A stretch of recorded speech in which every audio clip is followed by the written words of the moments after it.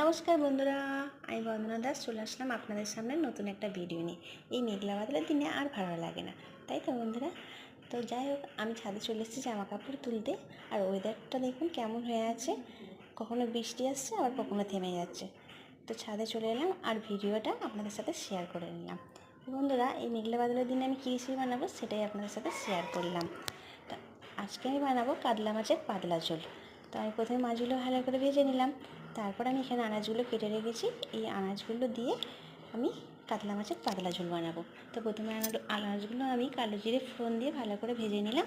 ভেজে নিয়ে এর মধ্যে আমি আদা, 2 কোয়া রসুন, সামান্য পরিমাণ লঙ্কা আর গোলমরিচের গুঁড়ো দিয়ে ভালো করে আমি মশলাটায় কষিয়ে নিলাম।